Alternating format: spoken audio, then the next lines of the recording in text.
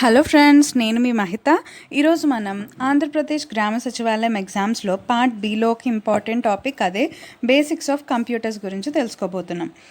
ఈ వీడియో అనేది పార్ట్ 3. మీరు నా first videos part 1 and part 2 చూడకపోతే ముందు అవి చూసి దాని తర్వాత ఇది చూడటం వల్ల మీరు బేసిక్స్ ఆఫ్ కంప్యూటర్ సిలబస్ మొత్తం కవర్ చేయడం జరుగుతుంది. అలాగే బేసిక్స్ ఆఫ్ కంప్యూటర్లో ఎటువంటి ప్రశ్న వచ్చినా సరే మీరు ఈజీగా సాల్వ్ చేయగలుగుతారు. Okay, start our video. Computer memory అనేది 2 టైప్స్ ఉంటుంది. Primary memory, secondary memory. Primary memory అంటే కంప్యూటర్లో ఉండే మెమరీ అన్నమాట. అంటే ర్యామ్ అవ్వచ్చు, రోమ్ అవ్వచ్చు. ర్యామ్ అంటే ర్యాండమ్ యాక్సెస్ మెమరీ.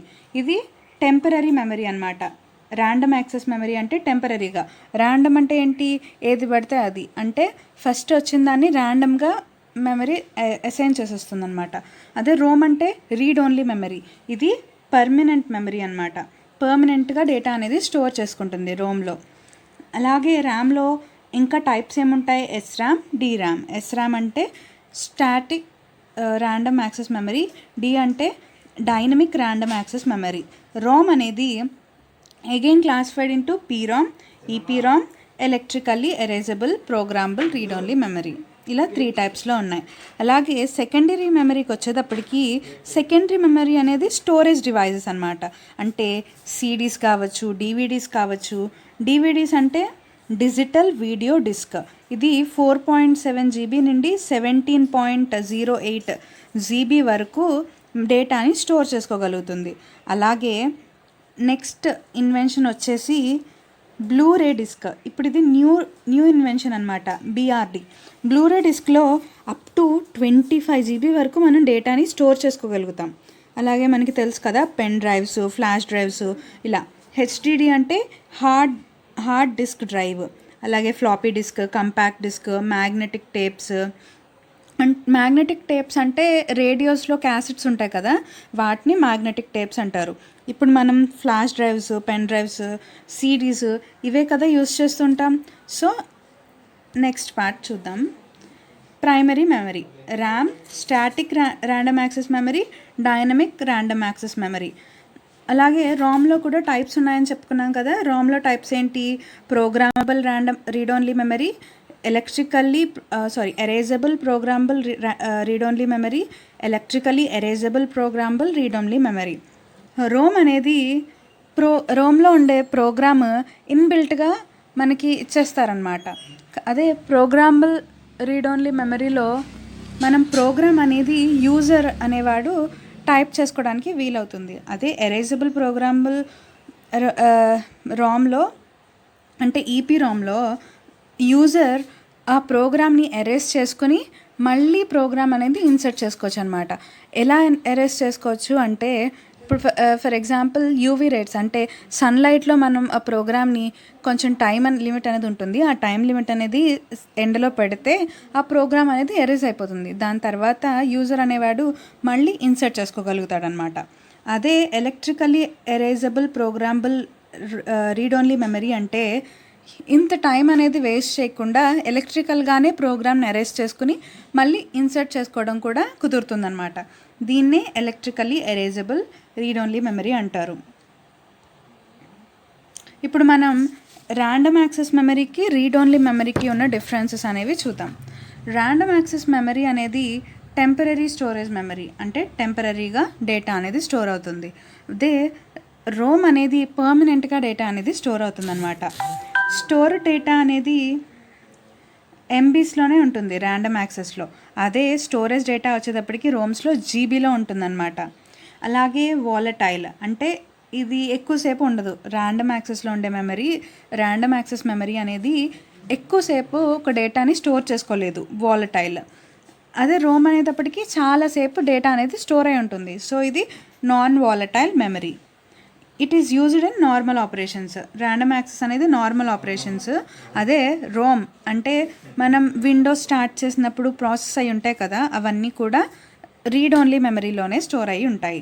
అలాగే ర్యాండమ్ యాక్సెస్ మెమరీ అనేది చాలా ఫాస్ట్గా ఉంటుంది రోమ్తో కంపేర్ చేసుకుంటే. ఎందుకంటే ఇది జస్ట్ మెగాబైట్స్లో మాత్రమే వర్క్ అవుతుంది కాబట్టి ఇది చాలా ఫాస్ట్గా ఉంటుంది రోమ్తో కంపేర్ చేసుకుంటే.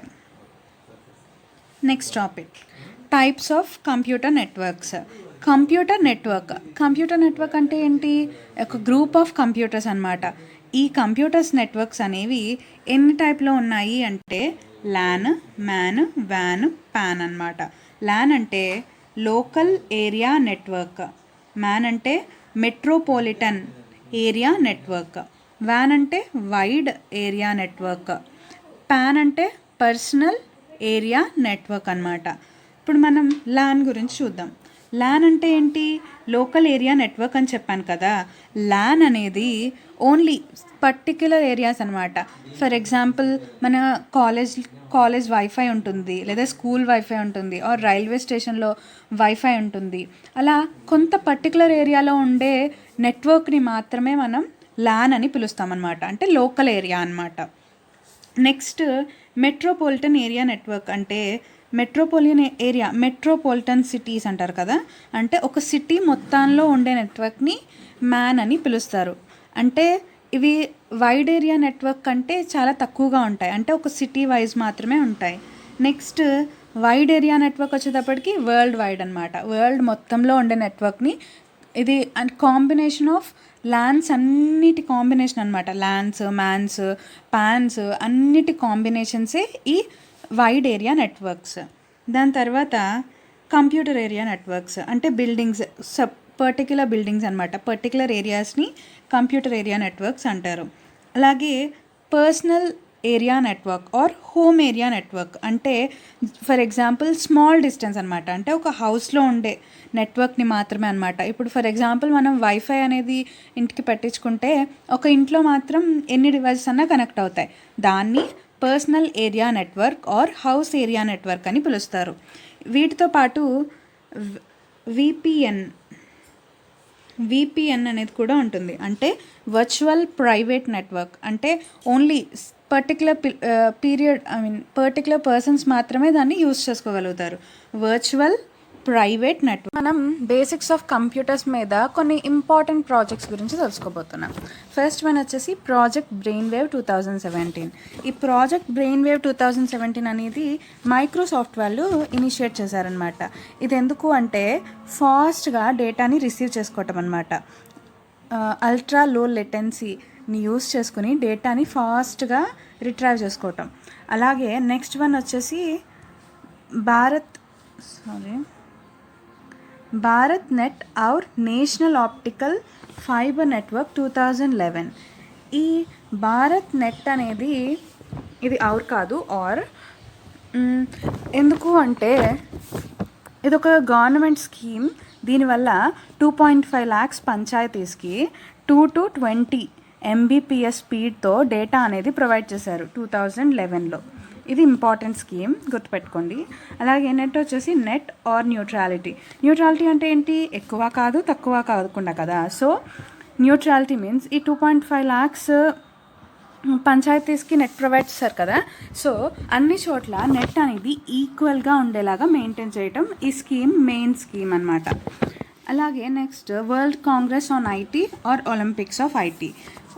ఐటీ అంటే ఇన్ఫర్మేషన్ టెక్నాలజీ కదా. ఇది ఒక కాంపిటీషన్ లాంటిది అనమాట. ఇది world congress on IT or Olympics of IT అనేది 1978లో స్టార్ట్ చేశారు. అలాగే 2018లో ఇండియా నుండి హైదరాబాద్ దీనిలో పార్టిసిపేట్ చేసింది. అండ్ థీమ్ వచ్చేసి ఫ్యూచర్ ఎంటర్ప్రైజ్ అనేది దీని థీమ్ అనమాట. Next global security index GSI. Global security అనేది సెక్యూరిటీ పర్పస్ అనమాట. ఇంటర్నేషనల్ టెలికమ్యూనికేషన్ యూనియన్లో వాళ్ళు దీన్ని స్టార్ట్ చేశారు, గ్లోబల్ సెక్యూరిటీ ఇండెక్స్ అనేది. అలాగే ఇండియా వచ్చేసి 23rd ర్యాంక్లో ఉంది అవుట్ ఆఫ్ 165 కంట్రీస్కి. 165 కంట్రీస్ పార్టిసిపేట్ చేస్తే అందులో ఇండియాకి 23rd ప్లేస్ అనమాట సెక్యూరిటీలో. అలాగే ఫస్ట్ కంట్రీస్ వచ్చేసి సింగపూర్, అమెరికా అండ్ మలేషియా. ఇవనేవి ఫస్ట్ 3 పొజిషన్లో ఉన్నాయి. ఇండియా వచ్చేసి 23rd పొజిషన్లో ఉంది. అలాగే నేషనల్ ఎలక్ట్రానిక్ పాలసీ 2018 వచ్చేసి ఇది ఓన్లీ ఫర్ మ్యానుఫ్యాక్చరింగ్ అనమాట. దీని ఎయిమ్ వచ్చేసి 2025 కల్లా $400 billion మ్యానుఫ్యాక్చరింగ్ ఎలక్ట్రానిక్స్ అనేవి మ్యానుఫ్యాక్చర్ చేయటం దీని గోల్. అలాగే నెక్స్ట్ వచ్చేసి ప్రాజెక్ట్ డిబేటర్ 2018 అంటే డిబేటింగ్ అనమాట. 2 హ్యూమన్స్ అనేవి డిబేట్ చేసుకుంటాయి. ఇది ఎక్కడ జరుగుతుంది అంటే IBM అమెరికన్ శాన్ ఫ్రాన్సిస్కోలో ఈ ప్రాజెక్ట్ అనేది స్టార్ట్ అయింది. ఇది ఓన్లీ డిబేటింగ్ పర్పస్ అనమాట.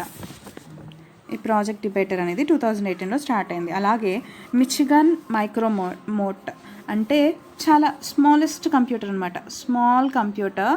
ఇది 0.3 మిల్లీమీటర్ ఉంటుంది. అంటే ఎంత చిన్నదో చూసుకోండి. మిచిగాన్ యూనివర్సిటీ అమెరికాలో దీన్ని ఇన్వెంట్ చేశారు. అండ్ నెక్స్ట్ ఇప్పుడు మనం కొన్ని ఇంపార్టెంట్ అబ్రివేషన్స్ తెలుసుకుందాం. ఓకేనా? ఫస్ట్ బేసిక్ అంటే beginners all purpose symbolic instruction code. Beginners all purpose symbolic instruction code. మీకు ఇవి లెటర్స్ కావాలి అనుకుంటే మీరు సబ్ టైటిల్స్ ఆన్ చేసుకోండి, అప్పుడు మీకు కింద క్లియర్గా వస్తుంది. ఓకేనా? దాని తర్వాత కోబాల్ అంటే కామన్ బిజినెస్ ఓరియంటెడ్ లాంగ్వేజ్. మళ్ళీ చెప్తున్నాను, common business oriented language. Next fax అంటే ఫార్ అవే జిరాక్స్. ఈడిఐ అంటే ఎలక్ట్రానిక్ డేటా ఇంటర్చేంజ్. PAP అంటే పాస్వర్డ్ అథెంటికేషన్ ప్రోటోకాల్. URL అంటే యూనిఫామ్ రిసోర్స్ లొకేటర్.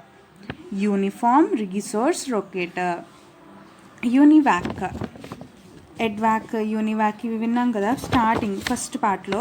యూనివాక్ అంటే యూనివర్సల్ ఆటోమేటిక్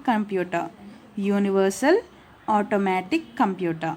విఎస్ఎన్ఎల్ అంటే విదేశ్ సంచార్ నిగమ్ లిమిటెడ్. WPA అంటే వైఫై ప్రోటోకాల్ యాక్సెస్. అలాగే VIMAX అంటే world wide interoperability for microwave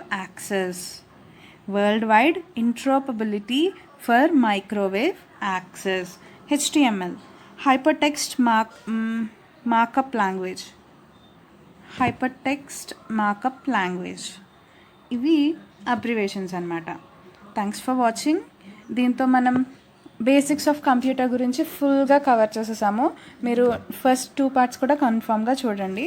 and thanks for watching. ఇంకా నేను